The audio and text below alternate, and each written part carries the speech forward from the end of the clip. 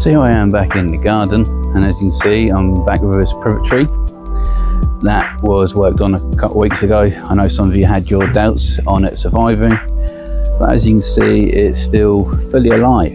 It's actually starting to push out new buds and new leaves.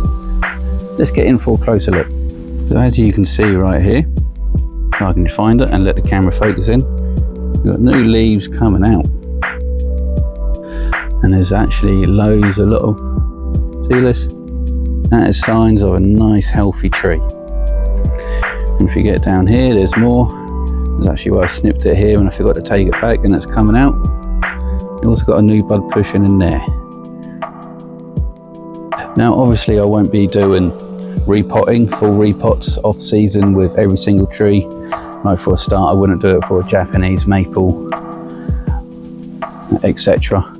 As you see them all the time, being repotted with being in full leaf, and I guarantee it, you'll never see an update on that tree.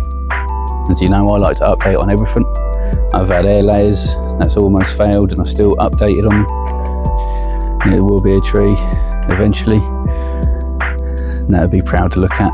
But I want it more down here, and I also want all this to grow out here.